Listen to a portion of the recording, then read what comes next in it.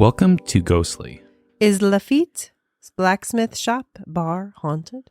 Ghostly is a podcast that comes out every other week, and in each episode we take a ghost story or paranormal event and look into its complete history. Rebecca then gives us evidence proving that the story is real, and my job is to debate those pieces of evidence and get you, the listener, prepared to vote on if it's real or not. If you haven't yet, please hit that subscribe button. I'm your host, Rebecca, and he's your host, Pat. Oh, thank you. Yeah. That was nice. That was wonderful. One bit of info before we get into the episode. I do want to announce that Ghostly has a new contest coming out right now, and this contest is a listener survey contest. So it will help make Ghostly better, even if you don't win. We need your help. If you win, you get a t-shirt. Yay! Yeah, and if you enter within the next month, you will have 2 entries to win. Ooh. Anything after, starting May 1st, will only count as 1. We're running this for a couple months then? We're going to be running this till our 100th episode. Oh, goodness. So we've got a few months then. We have a few months, but, we really want to get your opinions as quickly as possible. Yeah, the more people that fill out the poll, it's quick, it's easy, just take you a few minutes, and it will really help us with the future of the show. Yeah, absolutely. So we have a great episode for you today. Rebecca, I was just thinking about this. We get messages all the time asking us to do another New Orleans episode. All the time. Ever since Marie Laveau, people love that episode for some reason. I thought it was total BS and that she doesn't haunt anything, but they loved it. Super fun. But nothing has ever felt right, though, when doing a New Orleans episode, or at least a second one, except for this one. This is a very cool place, and I have actually been here a few times in my years, and in the old and otherworldly streets of New Orleans, this just seems even older and even more out of character for a major U.S. city and a party destination. Ooh. Right? Walking down Bourbon Street, you have no choice but to recognize this place. It stands out, definitely, amongst all the other places there. Some people believe this is the oldest bar in America, Rebecca, but they are inaccurate. It's not true. It is one of the top 10 oldest places up there in America, but it is not the oldest. It has a lot of legend and a lot of forgotten history surrounding it. It's a bizarre location, and it is considered to be one of the most haunted locations in the French quarters. And of course, we're talking about Lafitte's Blacksmith. Lafitte's shop bar. Shop bar. Shop bar.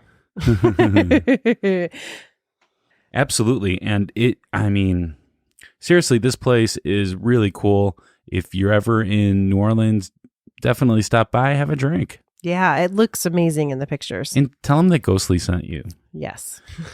So now would be the time when we would do the shout-outs. There are 2 ways to get a shout-out on Ghostly. The first way is to give us a review on Apple Podcast. We always prefer those 5-star reviews, but we will read any and all reviews that we receive. The second way is to become a member on Patreon. Just go to ghostlypodcast.com and click on Patreon in the menu bar, and we have a few different tiers to choose from. They vary from $1 to $10 for individuals, and then if you're a business and want to sponsor us, you could sponsor us for $50. Yeah, a lot of options. Yeah. Ghostlypodcast.com, and that's, of course, where you'll also find that survey, in case you forgot. Absolutely. Ghostlypodcast.com and click on Listener Survey in the menu bar. Should have said that earlier. Yeah. I'm going to get right to the shout-outs then. Okay. We have none. Oh. Yeah, we didn't get any new Apple Podcast reviews, and we didn't get any new patrons. Yeah, so if you want to, help us out by doing either of those things, we would appreciate it. They are greatly appreciated. We are having a lot of fun over in the Patreon world. We are. I just want to, let's stop for a second. Our most recent Patreon episode was with Jack Chavez, the man who knows everything. Yes. And he was on our Skinwalker Ranch episode. Yeah. And he we don't talk a lot about cryptids on regular Ghostly. So if that's something you're interested in, Jack goes pretty deep and gives so much information. Also, he talks about some ghosts too. He does. And talks about the Chicago paranormal scene. Yeah. So, I mean, it's definitely worth checking out. And we have plenty more planned too. We've got a lot of fun ones coming up. So, okay. So we do have listener mail. We may not have the other things, but we've got that. So this one was sent in by Sarah. Mm-hmm. Okay. When I was a stay-at-home mom with my then 3-year-old son, Caleb, and 1-year-old son, Kelson, we were living in a townhouse that had stairs that did like a zigzag with a landing in between the two sections of the stairs. The stairs were right by the front door, and you could see both sections of stairs from the front entryway. I had just put down Kelson for a nap in his crib upstairs, and Caleb was making a fort in the living room by putting a blanket over a chair. I went outside to the mailbox, and when I came back in, I saw the top of Caleb's head going up the second set of stairs with his hand on the rail. Not wanting him to wake Kelson, I said, "Caleb, can you come back down here, please?" As I rounded the corner into the living room, Caleb popped out from under his blanket fort and said, "What, Mommy?" My eyes popped out of my head and I slowly turned in horror, wondering what the heck I just saw walking up the stairs. Not wanting to risk my life and figuring I could just make another baby, I didn't go upstairs to investigate. But don't worry, Kelson woke up fine and wasn't murdered by a demonic replica of his brother. Oh, wow.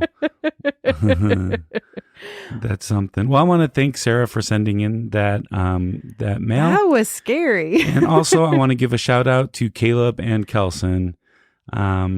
Stay good. Stay. You made it. You made it through. I'm happy. Yeah. So if they have a story, how can they send it to us? Yeah, there's a couple different ways. You can always just email us at info@ghostlypodcast.com, or you can use the contact us form on Ghostly Podcast. That's one of the easiest ways to do it. But our favorite way to do it is to send in something through the mail at P.O. Box number 264, Geneva, Illinois, 60134. You're going to forget everything I said. Don't even bother trying to write it down or rewinding. Just go to ghostlypodcast.com, scroll to the bottom. It's in the footer. Absolutely. And then go fill out that survey. All right. So it's time for the polls, right? I'm really excited about the polls this time. Oh, good. Yeah, so let's just get to it. Let's do it. Let's get to the polls. Okay, good. We didn't have any.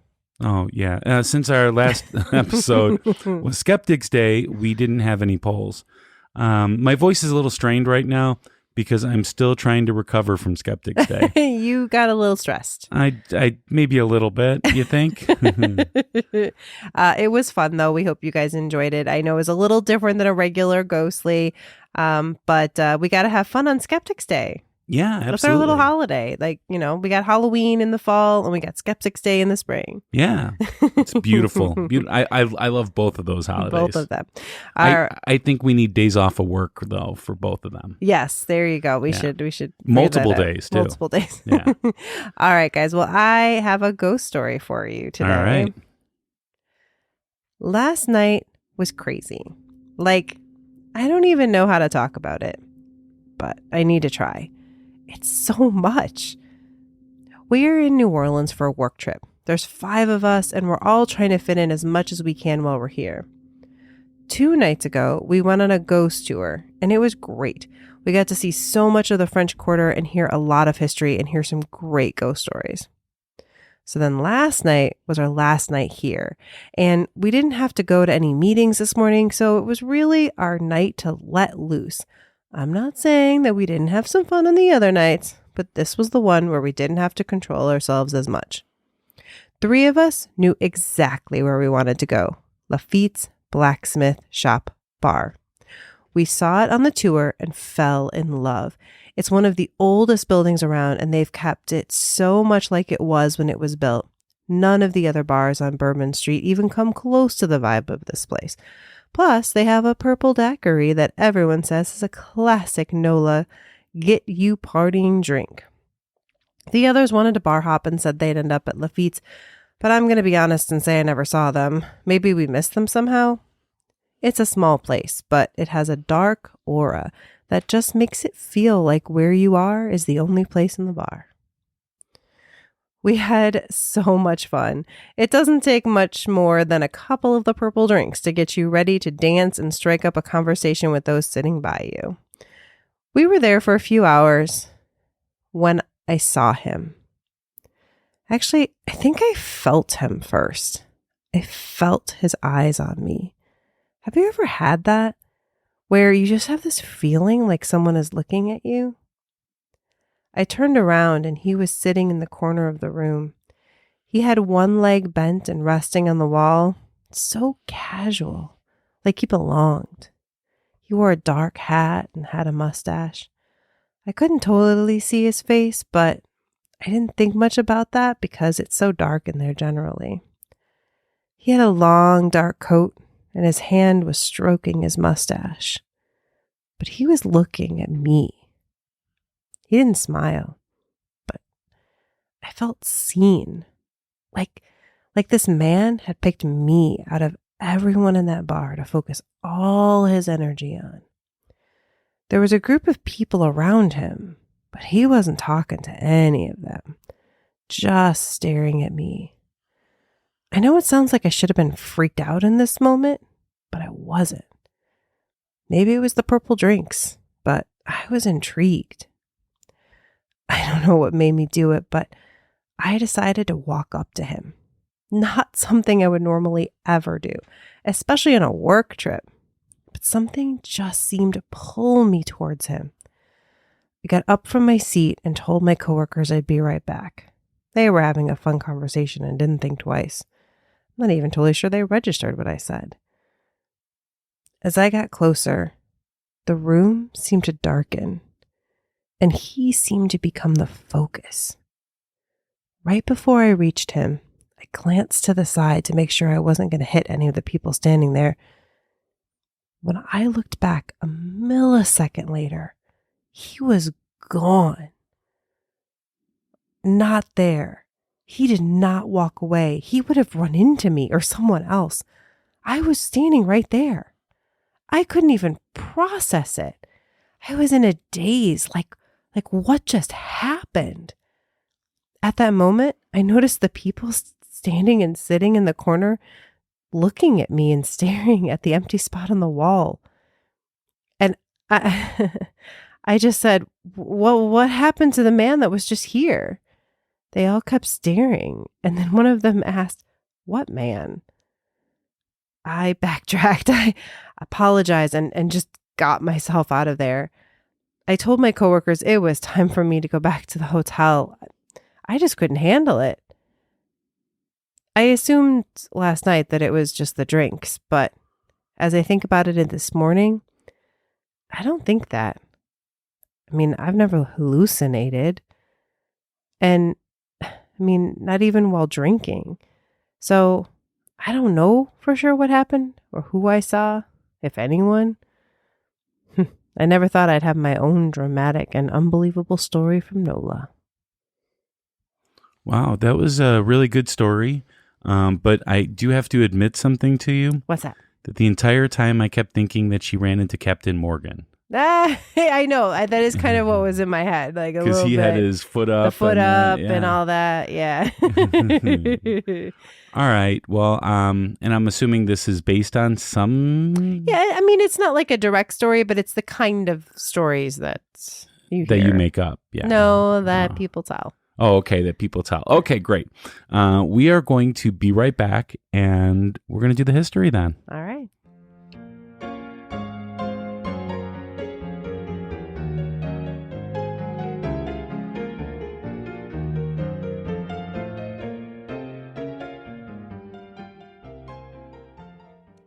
We are excited to announce a new way you can support Ghostly. Joining us on Patreon. There are many reasons to become a patron.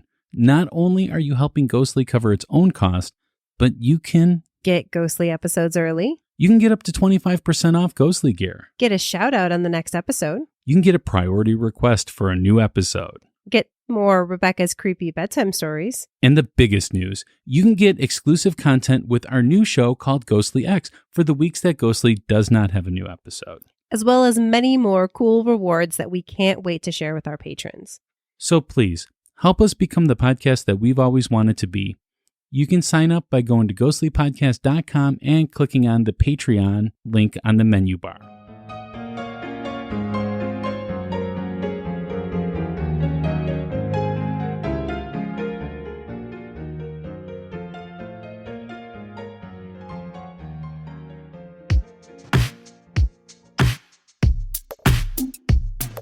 Facts, facts. From a skeptic point of view. Facts, facts. He presents it all to you. Facts, facts, facts. All right, we are back, and it's time for the Pat Facts. Pat Facts! So before we get into the history of Lafitte's blacksmith shop, we wanted to do a little history of the French Quarter in New Orleans. So in the 1690s, the French claimed Louisiana.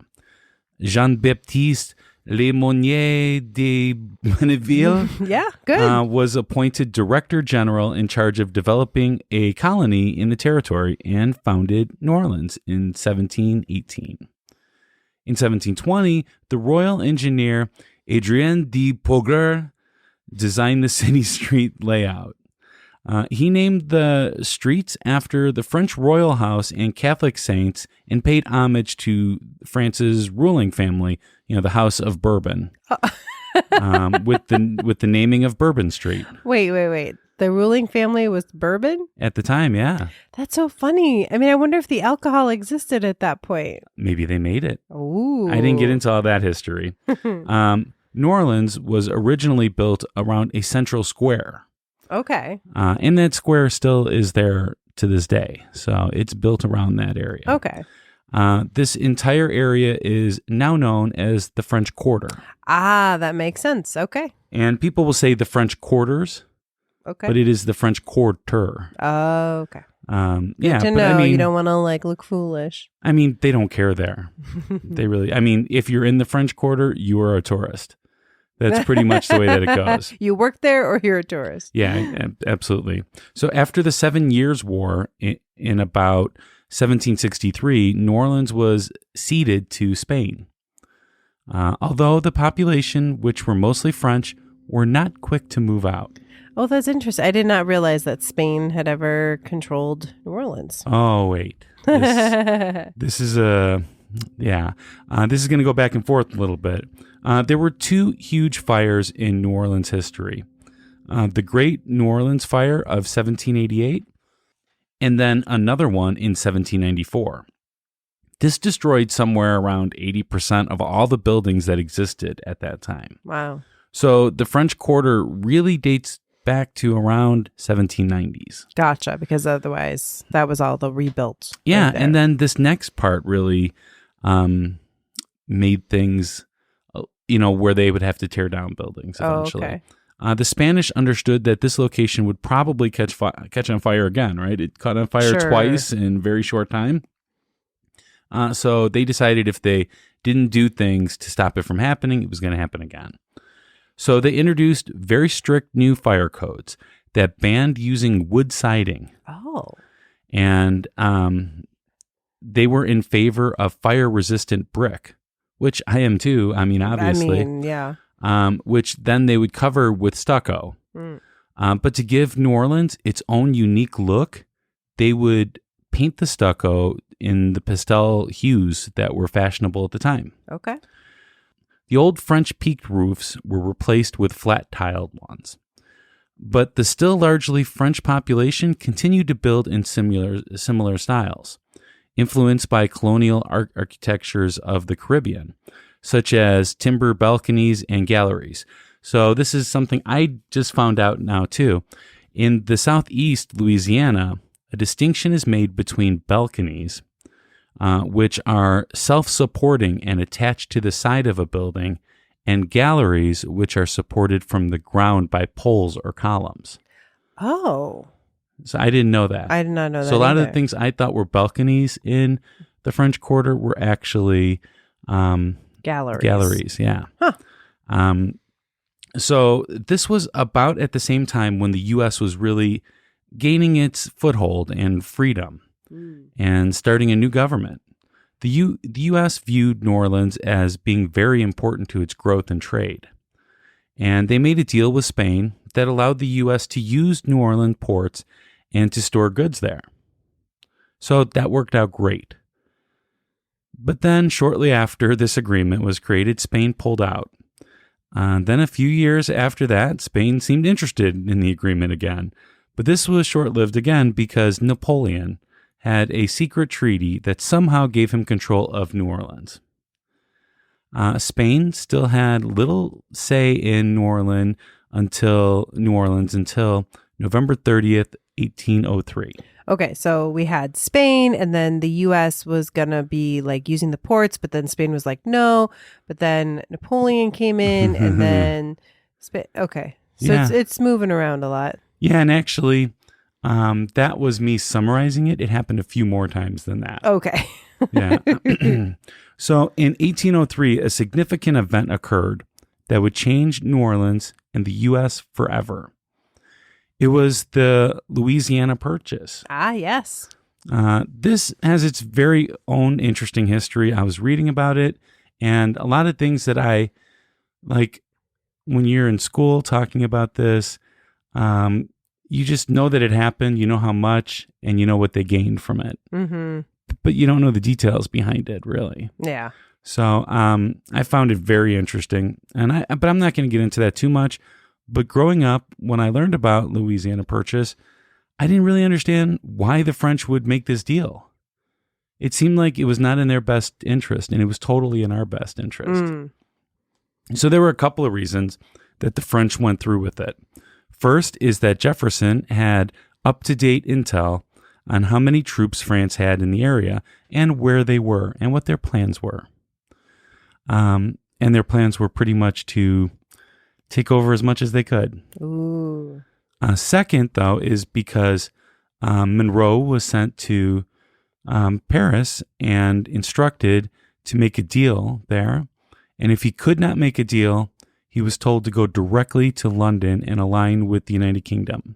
Oh, of course. Yeah, and finally, although Spain gave up New Orleans, they refused to give up Florida, meaning that New Orleans would have very little defense against the U.S. and the United Kingdom ships. Oh. So that was what really was like, sure, we'll make that deal. So the U.S. obtained New Orleans and all of that land west of Louisiana for $15 million. Not So bad. that came out to be less than 3 cents an acre. Would you spend 3 cents for an acre right I now? mean, that's pretty good. Yeah. I mean, of course, though, I mean, we just don't have time to go into all of the history, all of the sad things that happened as a result of the Louisiana Purchase. And Well, I mean, all of these countries fighting over land that wasn't originally theirs, but it's what it is. It's where we are. And this is the history. yeah, basically, though, I mean, both, all the French, the Spanish, and the Americans decided it was their land, and Native Americans didn't matter in this process. No, so, not at all. Not a part yeah, of this. so, yeah, well, you don't care. We're just going to give away your land. That's fine. yeah. And we'll give you something in a desert somewhere. Yeah. So all of this history is why we call it the French Quarter. And it has French, Spanish, and American elements all in one little area. Okay. Yeah. So it's all kind of a mixture. Absolutely. So although in the late 1800s, the French Quarter was not actually a desirable place to live. So this was a perfect area for the Irish and Italian immigrants to settle in, giving it even more of its rich culture. At one time, it was actually nicknamed Little Palermo. Wow. I mean, New Orleans is very international. It's very diverse. Yes. All right, so we're done with all the French Quarter. There's a lot more we could talk about, but this is a summary as to how the French Quarter got really started. Setting the scene. Absolutely. Okay. So now let's talk about what this episode is actually about. Lafitte's blacksmith shop. All right. So I will say that most of its history is pretty much lost. And that is true. there's very little evidence to support the legends surrounding this establishment. There are a lot of legends out there. There is a lot of legends, and there's some really rough evidence to support it. Very rough. Okay. Very, very rough. In fact, you could say it doesn't really support anything. Gotcha. What we do know is that the building was built in around the 1770s during the Spanish control of New Orleans. So then it had to have a certain look and a certain feel. And it's got to have. Wait, was this before the fire resistant stuff? This is after the fire, or this is It's okay. before, but I'm It sure could have they been. rebuilt after or something. It could have been, depending upon which, and That's true. there's- Again, we're in the area of legend. Yeah, Okay. exactly. So, and we don't know exactly when. So, Yeah. but it was most likely built as a house. We also know it's one of the oldest structures in New Orleans, and definitely the oldest in the French quarters. Okay. That's why it sticks out too.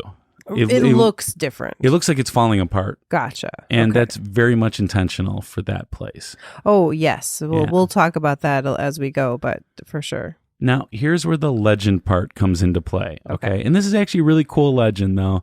I hope this is true in some capacity. I doubt it is, though. Well, I think some of this, like some of the people really existed and maybe some of this happened, but we have no idea how it might be tied to this place. We're gonna talk about that. Too. Yeah, okay. So legend has it that it was owned by a pirate by the name of Jean Lafitte. It's weird that when I think of this time period, I think of the Old West. Oh, yeah. Okay. Yeah, that's what I think of. I don't know why. Cowboys and outlaws and all that.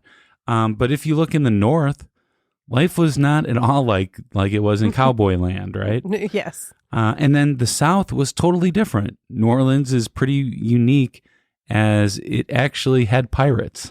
Yes. Pirates or privateers. Well, Jean Lafitte was both. Oh, okay. Yeah. Jean Lafitte was supposedly a pirate of great fame. A pirate's life would have to be hard. So you'd have to go out and you'd have to steal merchandise off of innocent people, mostly innocent, probably. But then you'd have to take it somewhere and then sell it. So you're always on the go, always moving around, because just a bunch of gold doesn't really matter if you can't spend it. Mm. So this was the perfect idea.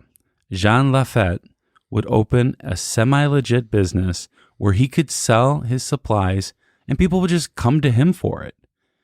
So he could spend part of his time gaining stuff and then part of his times in New Orleans in the Big Selling Easy. Selling the stuff that he acquired in his travels. I acquired. Nice. So this location could have also have been used as a pirate's clubhouse where they could plot out even more illegal seizures. Mm-hmm. The idea of this being a blacksmith shop, though, may not just be a coincidence. Lafitte and his brother had a business partner that was a blacksmith. Okay. And this was during the time when people would travel on land on those things called horses. Horses, yes. Yeah. And the horses need one thing besides food.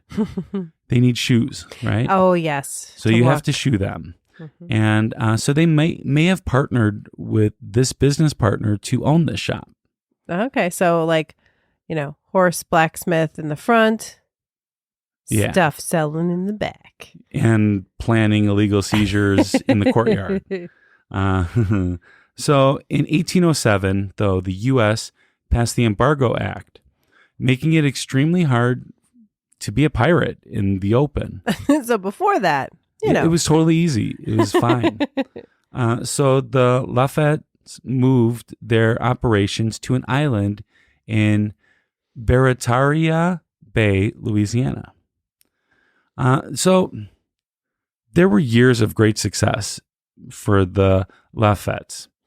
But the U.S. Navy decided to invade the island in September of 1814. So they were there for about 7 years. Okay. And captured most of Lafayette's fleet. And they took Jean into custody. Wow. So they had a whole fleet. Oh, yeah, they had a fleat by that time. Wow.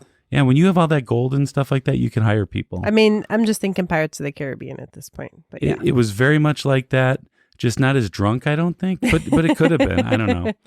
But good old Andrew Jackson, remember him? Oh, yeah, great guy. He needed Jean's help and agreed to pardon him if he helped him with the Battle of New Orleans against the British, which Andrew Jackson went on to become famous for, and he won his presidency because of. Yes. Then the Lafitte boys turned on the U.S. and became spies for the Spanish during the Mexican War of Independence of 1817. So they just picked a side. Maybe whoever they thought would pay him more. Or whoever they thought was going to win anyways, Yeah. you know. Jean founded a new colony in Galveston Island named Campeche, which at its height earned millions of dollars annually from stolen or smuggled coin and goods. Wow, these guys were making it. I mean, think of the pirate life, though. There's not much of an investment going into it. You have to have a ship, and then you go take whatever you want. So you don't need to make anything, create anything. You just see a ship and you take everything that they have. Well, and then you just, you pay your crew and manage your crew. I mean, at this point, I'm sure he's not even going out and doing a whole lot. He's just paying his people to do it. Actually, I think he did. Oh, he maybe liked it, huh? Yeah. But then again, little else is known about Lafitte's. We don't really know how they died or anything. Historians believe, though, that he died after being wounded in a battle on February 5th of 1823. There's details about the battle, but that's not why we're here. We're not here to talk about that. Throughout the years, there's a lot of legends surrounding these pirates. And at some point, people really thought maybe he was just made up. Or at least that he was a combination of a few other men, which happens a lot during history. Oh, yeah. Like Blackbeard or whatever. Yeah, exactly. Bluebeard, whatever. There's a lot of those all pirates. The beards. All the beards. Yeah. There, people always think all of my like, fellow were they- beardos. Yeah. Yeah. But then a document surfaced, and I cannot find this document. Okay. But a document surfaced that found Jean's signature on it. Ooh. So even though this was found, it doesn't really connect him directly with the blacksmith shop, but it is something very interesting and that he actually existed. I mean, it just kind of proves at least this was a person that potentially did exist. Yeah. Even if we don't know exactly how much of the story is true for the pirating or whatever, but it lends credence to it. Well, and also there's one other thing that proves it, that Andrew Jackson gave him acclimates after the Battle of the French Quarters. Okay, all right. So we can't put him at New Orleans at Just some not point. necessarily this shop. Exactly. Okay. Because when they actually took custody of him, he was off in another island in Louisiana. So it's all speculation at this point, though, right? So the blacksmith shop was deserted for a very, very long time. Nobody wanted this place.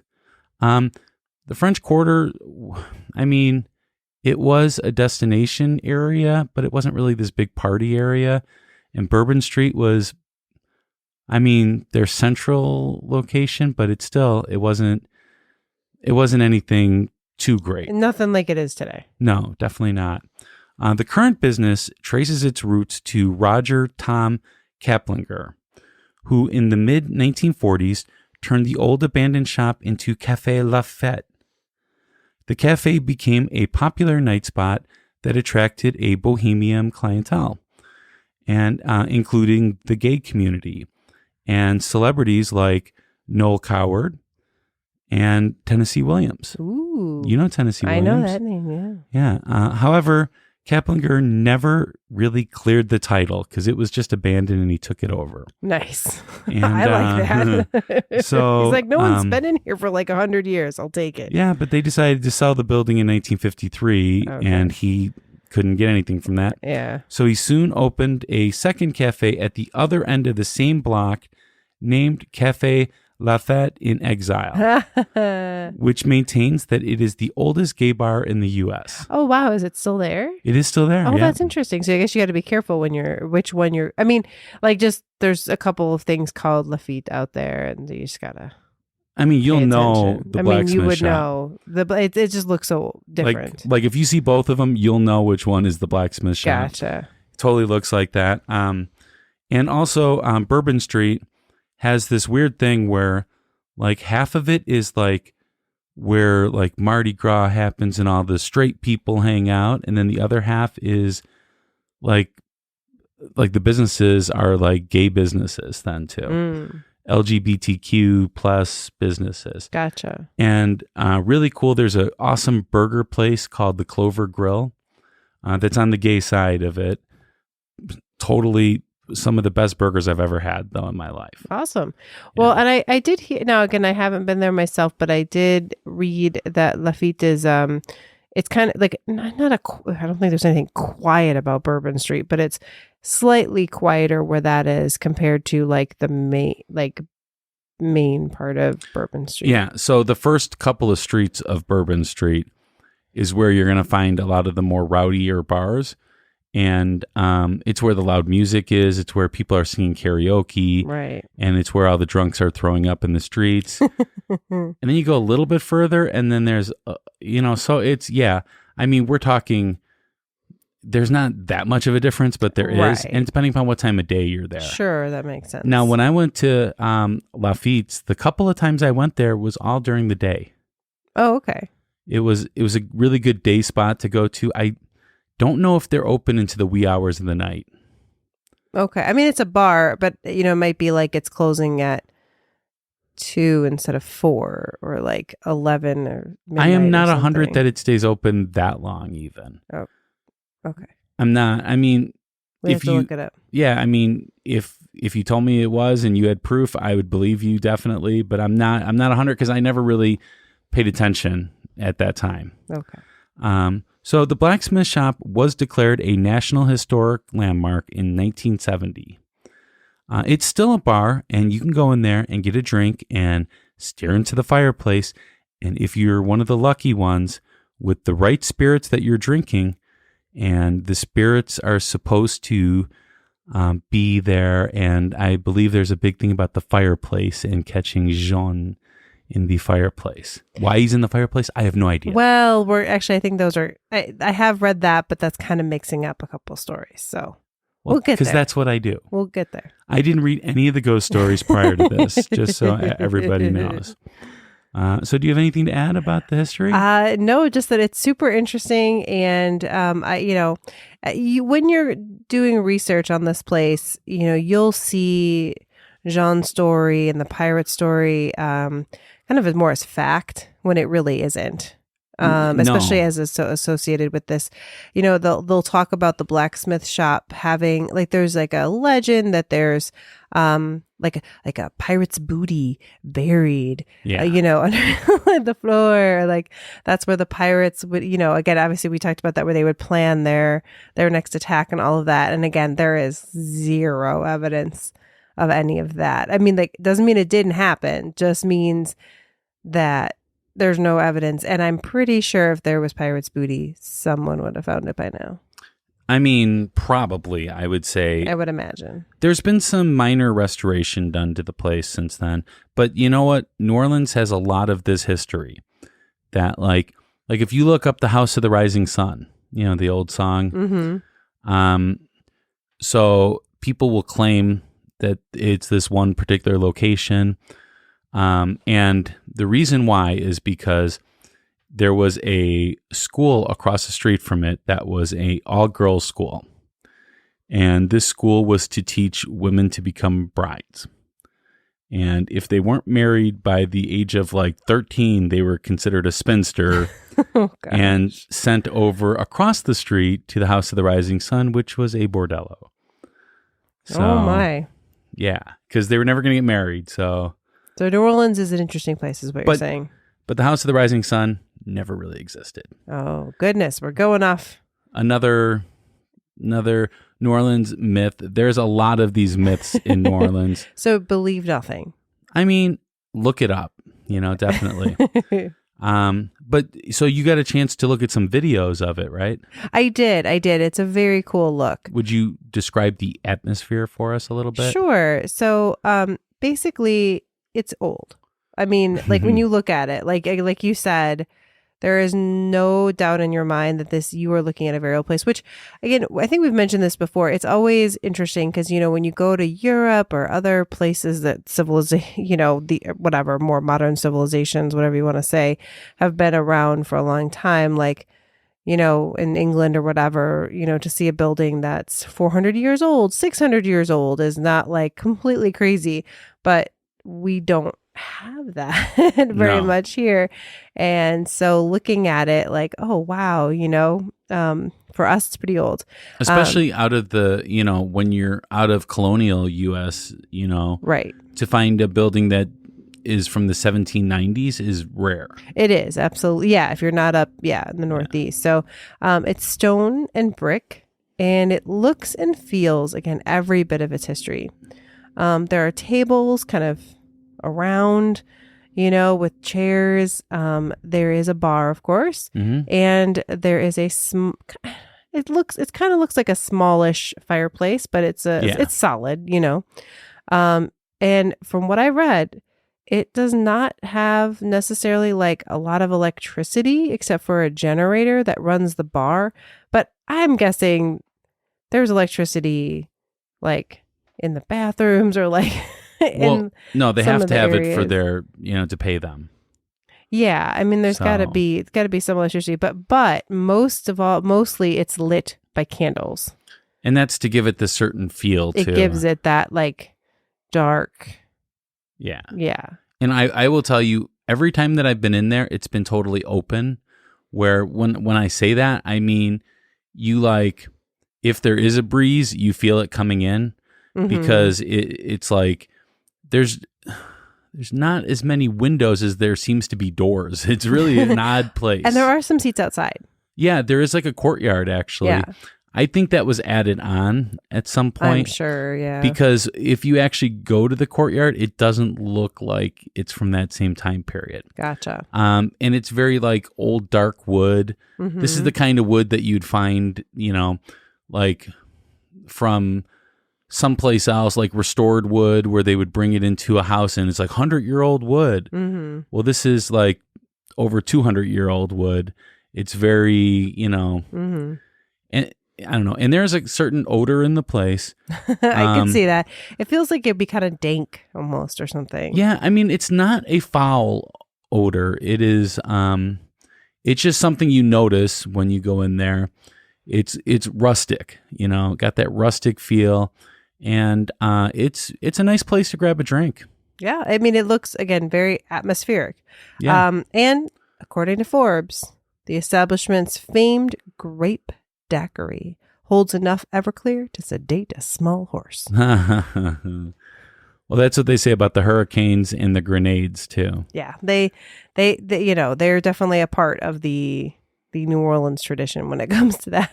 It's funny because you can go down there and you get a hurricane and then you have to say something like, "Well, it's hurricane season." Yeah, exactly. All right, at that corny dad joke, I am going to take us 2-hour break, and when we return, we will get to the debate.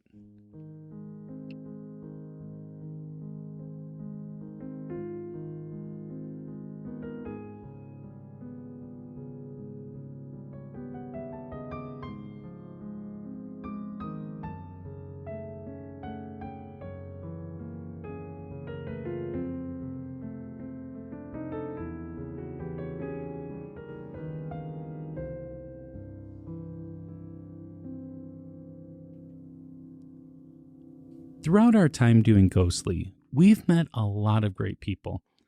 People that don't always fit into our episode schedule. And even when they do, we try to focus on the topic of the episode, and we don't really get a chance to get to know them as a person. That's why we came up with the idea of Ghostly X. Ghostly X will come out on the weeks when there is no regular Ghostly episode. And it'll have interviews with amazing people and listener feedback from previous episodes. We also can't wait to talk about the paranormal in the news. We're very proud of this project, and we can't wait to share it with you. Ghostly X is a Patreon exclusive. You can start listening now by going to ghostlypodcast.com and clicking on the Patreon link in the menu bar to become a patron and help support Ghostly by listening to our brand new show.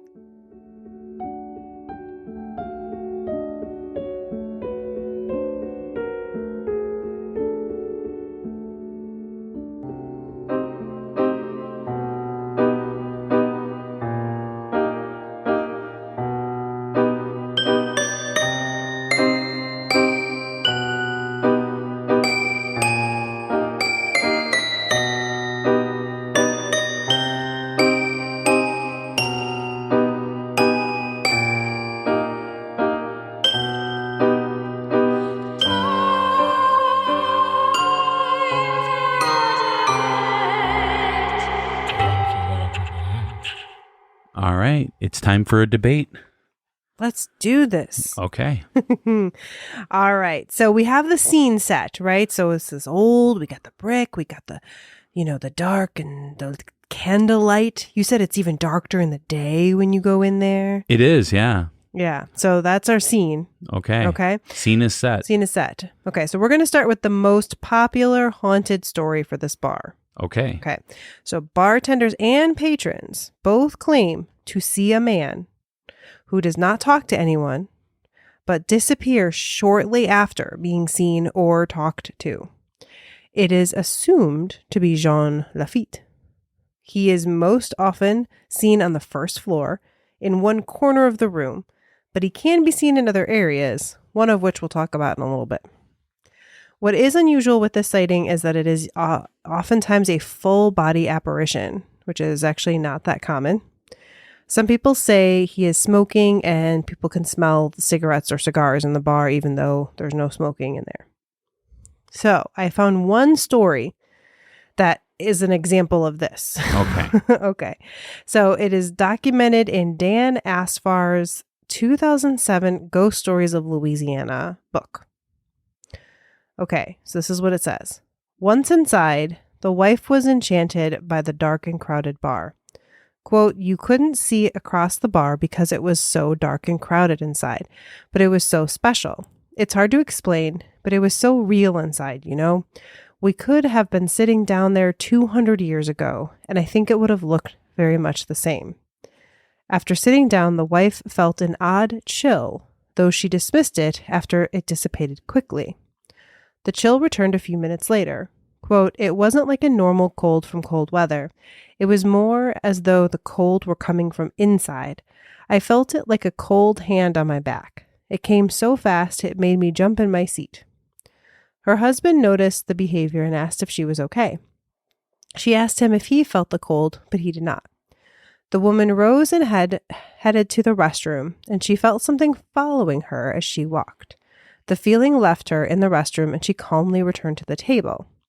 Upon sitting, she noticed an odd gentleman nearby. He was standing among a group of people talking, though they did not seem to notice him. Quote, it was dark, but from what I could see, he was a very handsome man. He had broad shoulders. It was hard to see his face clearly, but I could see that he had a very big mustache and also a big hat. She saw him, and the cold, clammy feeling she had felt before resolved, and the young woman felt, quote, normal again. Quote, even though I couldn't see his face too clearly in the dark, I knew this man was smiling at me. She felt herself smiling back. Her husband noticed and inquired as to who she was smiling. She turned away for a couple of seconds to ask, can you see that man? When she pointed to where the smiling gentleman had been, there was no one there. Dum, dum, dum. Dum, dum, dum. Now, I'm going to say he's often described as not smiling. Yeah. People usually describe him as scowling. But this is a representative story of what people say is like they see him standing in the corner and he's staring at them. And then when they look at him, look away and look back, he's gone. Or like the bartenders will say like they approach him and when they get to him, he just disappears. Okay.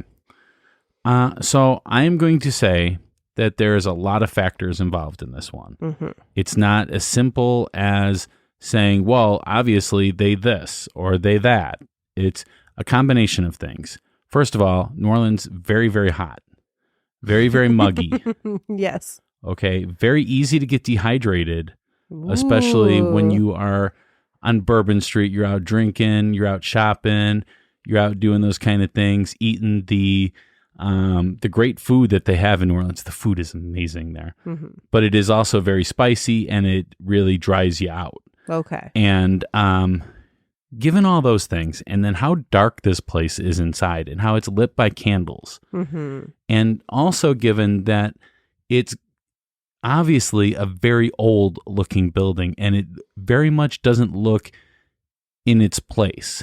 It looks like they took some place and transported it there. So given all those different factors, I would say that all of them combine into the same thing, which gives you the idea of something like this. It's like a hallucination, but it's not entirely. It is more an illusion. Ooh, interesting. Yeah. Okay. So that's what I'm going to go with on that. And I know numerous people say that they've seen this, but when you go in there, it is pretty obvious that you're in like a pirate's bar. That it's hard to even go like if you actually were sober enough to think about it, you'd be like, what does this have to do with the blacksmith shop? Yeah, no, it's a very interesting name for sure. Yeah. So I'm going to say that there's like a combination of different things that happen. And also New Orleans just has this feel about it too. It's just haunted. Yeah. No, but it feels otherworldly. Oh, interesting. So it kind of puts you off your kilter a little bit.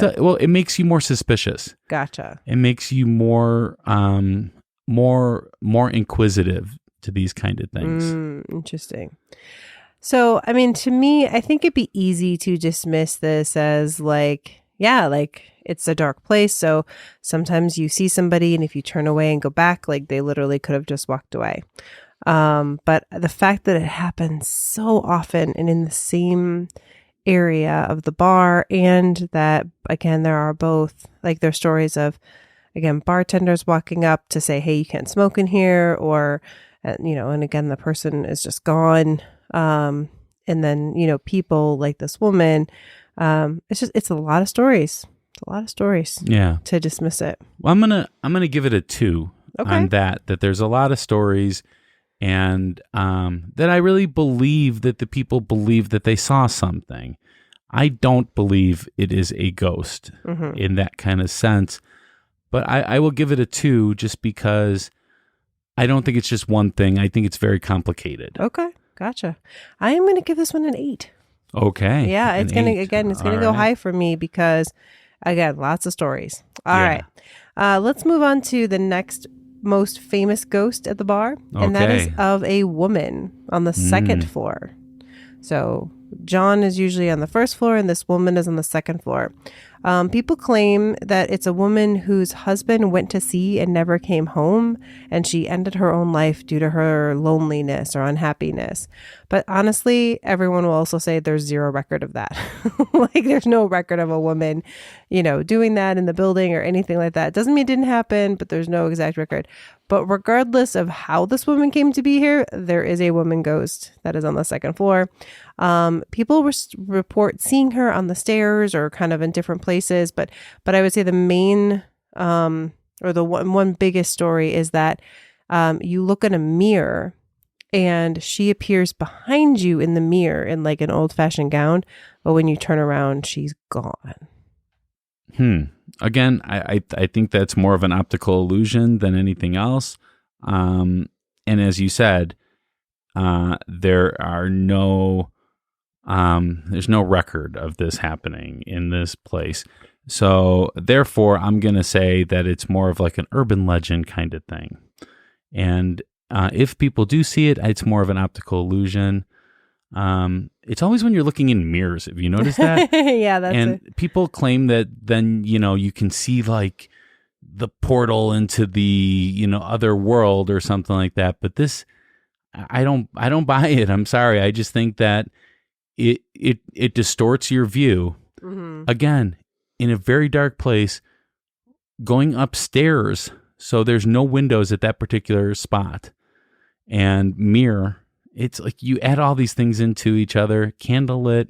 It's easy to have this kind of feeling of something like that. It does seem, again, though, a little interesting that there are so many sightings, again, by both patrons and people that work there. But to me, it's not as solid as the stories of the man downstairs. So it's a little trickier. There is also a claim, and I didn't put this in here because it just seems like, how would we even ever talk about this, that she whispers people's names in their ears. But again, in a big, busy bar, or not big, but a busy bar with lots of people, I was like, I don't. Yeah. That's the whole point. It's not big. It is tiny. Yeah. And it's like a house, it really is like an old timey house, or like a tiny shop with a bar in it that takes up majority of the room and tables for people to sit at. Yeah. It's, most of the time the people are really nice, but that's why I say go there during the day, because it's less crowded and less likely to get whispers in your ear then. There you go. So what would you rate the lady in the second floor mirror? I'm going to go 1 on this one. Okay. I'm going to go 6. 6. Again, okay. I think that she's there, but it's a little less clear. All right. All right. Now, the third kind of this is one of the most, again, so you got the Lafitte's guest, you got the woman upstairs, and then this is the third one, the big third one that people often say. All right. And this one's a little darker. So far, like the ghosts that, maybe they scare you. Maybe Jean is scowling at people, but it doesn't do anything. But this one is that the people claim there is a demonic presence by the fireplace. And some even claim that it is a portal of some kind. I read a comment on like TripAdvisor or some article, and a woman who claimed to be kind of more of like a, medium or clairvoyant or something, so that she felt like a portal kind of thing by the fireplace. And people have reported seeing a pair of glowing red eyes in the fireplace. All right. Well, glowing red eyes, it would be hard to distinguish that over other embers. That did concern me. I don't know if they often burn a fire in the fireplace. I'm guessing, people were not expecting to see eyes, but yeah, I thought that was a little. I just don't. Okay, it is, again, a very, very dark place. And now you're going into a fireplace that's even darker. Anything that catches your eye is going to stand out in that. And if it just happens to be a red smudge of paint or something in there, it's going to catch your eye. It's going to pop. And I think that's what they're saying. And this one, I'm going to go really low. I'm going to go 0 on this one. Whoa, 0. No demonic presence in Lafitte. I'm going to give it a 5. Yeah, I'm kind of in the middle on this one. Again, you've got some people reporting that they feel something, and again, reports of a lot of people reporting the eyes, but it does seem a little weird. How could you distinguish red eyes in a fireplace? It does seem a little bit off. All right, so I've got one more that I just had to throw in here. Again, there are a lot of stories. This is considered one of the most haunted bars in the country. Yep. But we only have so much time. So I'm just going to give a little. If you have children listening right now, I don't know. It's probably fine for them to listen, depending on the age. But I'm just putting it there. I don't think this is bad for I'm just saying. Okay, if you're at all worried, you can stop. Okay. Lastly, there is, or skip ahead a few minutes. Lastly, there is a warning to women going into the ladies' room. So supposedly Lafitte was a ladies' man. And just like the woman's story earlier, even though she felt kind of lovely about it, he definitely kind of, follows the ladies around, stares at them. And so supposedly women feel uneasy in the restroom. And some have claimed to have their bras snapped or even opened when they were in the restroom. All right. By unseen forces. This is ridiculous because Lafitte, I've done a lot of research into him over the last couple of weeks. All right. And I will tell you that Lafitte could have been made up entirely. And it wouldn't surprise me that much. There's so little information about this person. There's two things about the person, and that is it in all of history. How did they get that he was a ladies' man out of that? Well, I think he's just showing it as a ghost. That part of his personality. Can you is really coming judge the out. ghost for the man? I mean, supposedly. Or do you judge the man by the ghost? Interesting. That's what I'm saying. Interesting. No. This is just weird. It is really weird. And it's a pirate fantasy, I think. No. You ever have pirate fantasies? Arr. Well, I mean, if it involves Johnny Depp, I mean, maybe. Johnny Depp was so like 5 years ago, Rebecca. That's Come true. on. Well, I'm sorry. Johnny Depp is he's been around for a long time. But now he's gotten a little weird. He was really good in 21 Jump Street. He was really good in 21 Jump Street. Yeah. Mm-hmm. So I will say, I think the only thing, okay. I put the evidence today in order of what I, am most believing versus least believing. And I put this last because it's the most hearsay of all of them. Like the other ones, like, again, there are, people saying like, yes, like I've seen this. But this one, it's only ever people saying like, well, people say that this has happened, but there's no like actual story of it. So, yeah, so I'm not as believing on this one. So this one's going to get a 4 from me. Maybe even a 3. This one's getting a 0 from me. Yeah, it's pretty low. I mean, definitely no infinity plus on this one. So, all right. So, what is your overall rating then, Rebecca? So my overall rating is going to be, this is hard. I know this sounds weird, but I'm going to go with 7.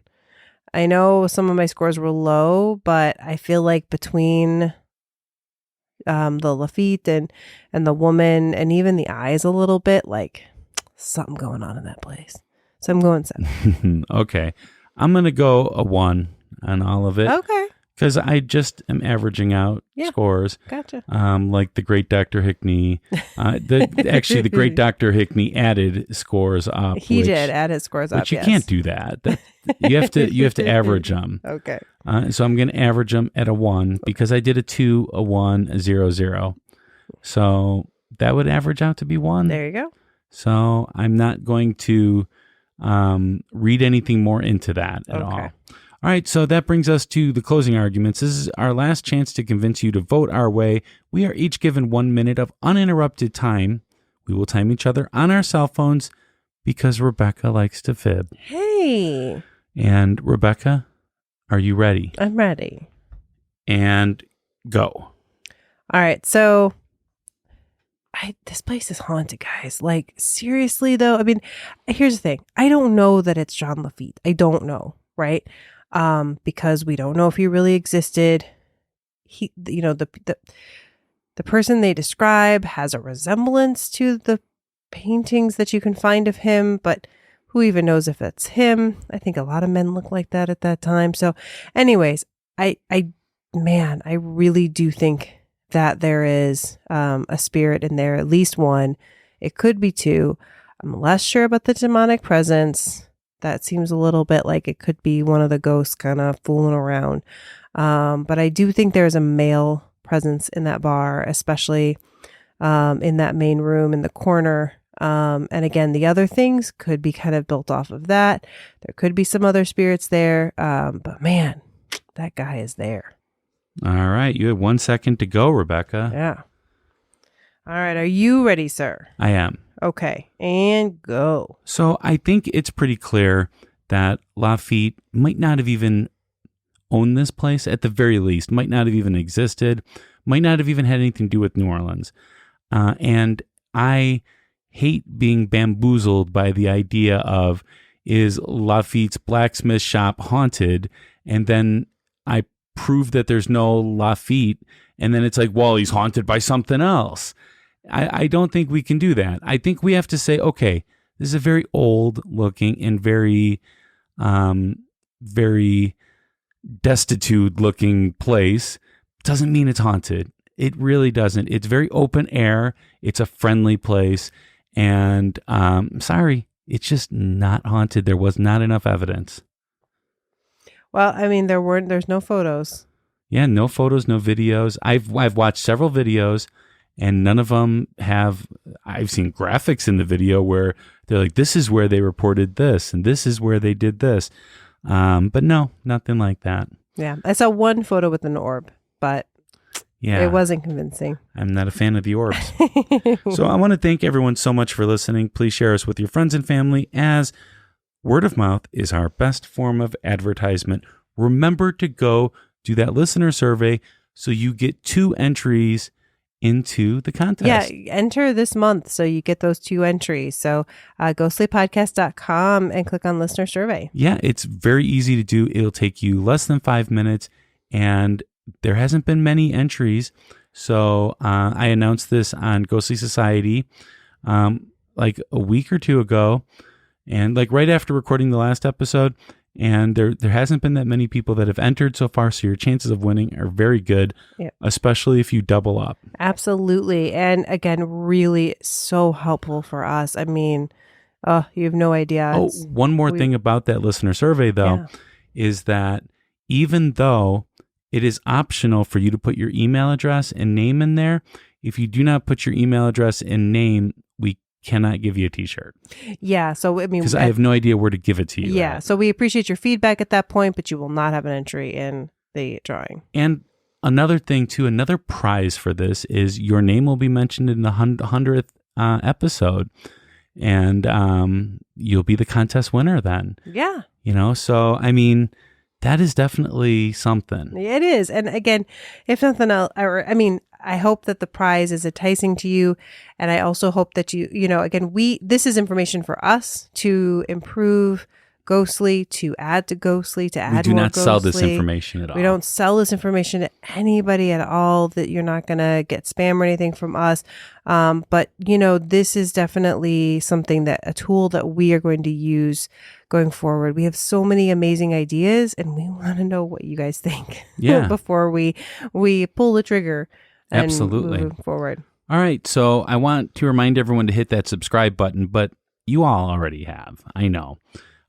So I would also like to thank the people that I consider our producers, our VIP patrons on Patreon, which we have Becky, Natalie, Ta, Ernie, Marisol, Shayla, Cindy, Nicole, Darnay, Jessica, Sarah, Linda, Alice, Austin, Hope, and Candy.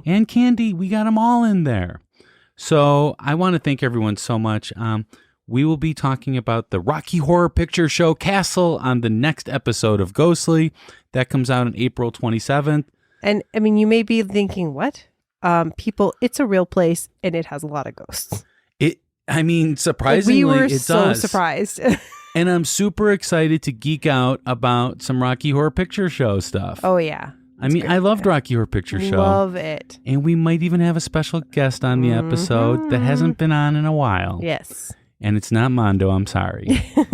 But if you're looking for even more ghostly fun, you can head to our Patreon page, because the next episode of Ghostly X, the last one was Jack Chavez, the next one will be David Vox-Mullen of the Interview with the Exorcist and Titanic episode. Yeah, he has got some stories, people. He does, and he has a very unique perspective on what is going on in the ghost world. Yes, definitely. Very different. Yeah, I didn't even think of it that way. Mm-hmm. Until next time, stay ghostly. Bye.